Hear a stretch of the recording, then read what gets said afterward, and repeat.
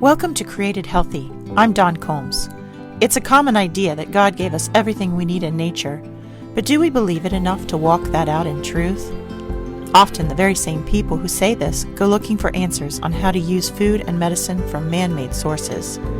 Everything man creates comes with a user's manual. Why would God be any different?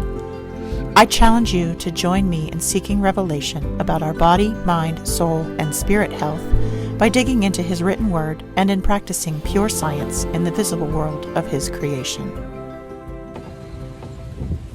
It's a beautiful day out, and I thought today would be a good day to repot some of my latest plants. When I go someplace with cool plants, I can't help but buy them. I have a real plant obsession.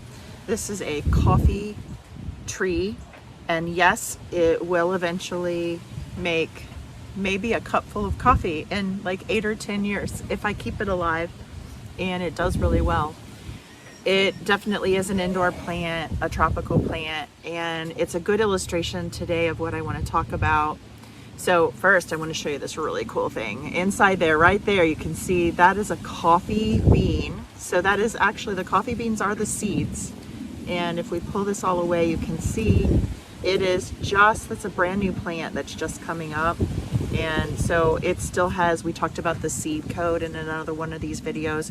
It has the seed covering the leaves that haven't come out yet, and the seed coat has broken down so that it grew roots, and now it is lifting up, and when the leaves spring out of that, it's going to force the coffee bean off. I'm not going to mess with it. It needs a certain amount of humidity. That's what I'm going for. And if you're just listening to this, you're missing out on the great visual, and you should hop over to my YouTube channel. Some of this is going to be hard to describe, but this plant is, they threw a bunch of beans in, a bunch of the coffee beans, which are the seeds, in to grow, and a lot of them grew. So there are about 7 different plants inside this pot, and it is beginning to become overcrowded. So the first thing I'm going to do to repot this is to split it up gently.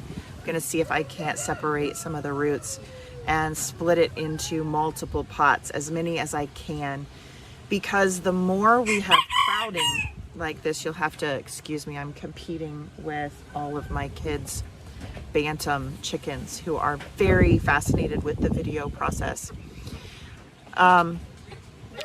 These plants are becoming stressed already, and you can see that there are brown spots showing up on the leaves, on the ends of the leaf, on the edges of the leaf, and that is stress. The next thing that we'll see is those plants will start to yellow, the leaves will yellow, and then eventually we could have insect contamination, the mealyworms that you can get on an inside plant, and it will die. So I have to split it because all of the plants growing together in the same area is causing them to be weakened. It is compromising the wholeness that each plant is designed to have. And this design of plants, we do a lot of pesticides and fungicides on our plants because we think that it is just natural that plants are going to be they're going to be attacked by our natural environment, and that just isn't the way that the natural world was designed. So plants don't naturally attract disease and fungus and predators. They only attract those problems when they are weakened. And I wanted to talk about that this week in our Sabbath video, because this week we talked about the unclean and clean in Leviticus. And I invited you to think about unclean and clean more as compromise. So the clean aspect being uncompromised and strong and able to stand before God. Because when you're weakened, that's when you're at danger of being injured. just like plants. Plants are mirroring this because in proper, natural, unmessed with by humans, a situation in your garden or in nature, plants are desiring to be whole and strong. And when they are whole and strong, they do not attract predators. When they are compromised, such as what's going on in this pot, they are weakened.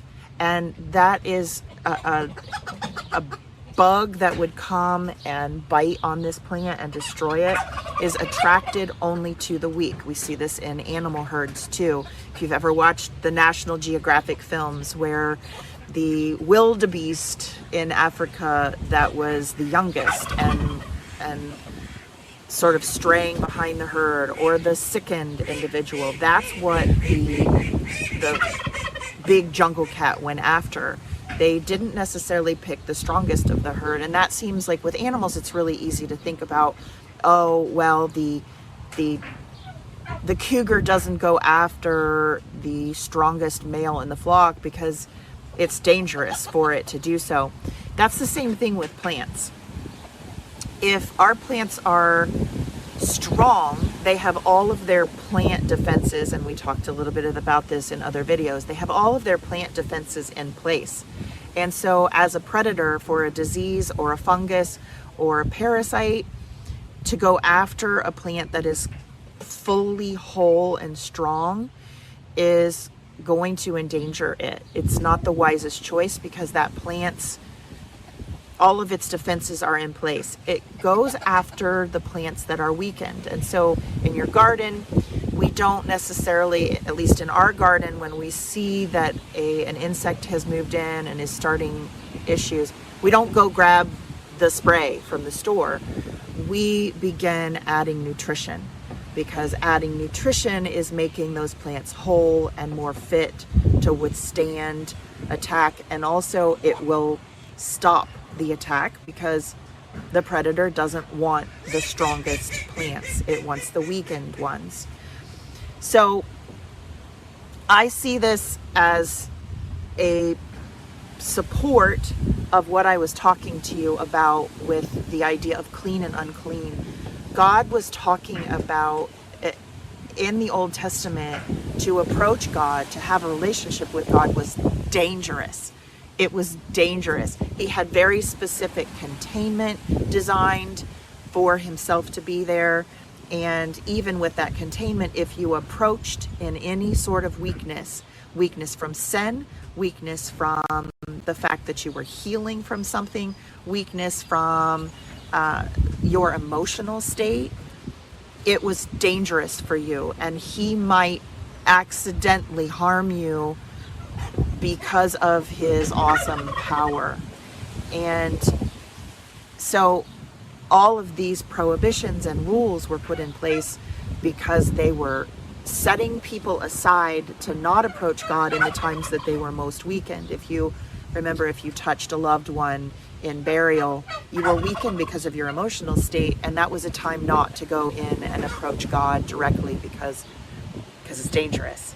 You had to have time away. You had to have a moment to right yourself, to get fully strong again, to get fully whole and solid in yourself to be able to approach God safely. Plants are a really beautiful encapsulation of this information, in that weakened attracts danger, weakened attracts destruction. When they are whole, they are able to withstand that. They are able to operate as normal in God's design.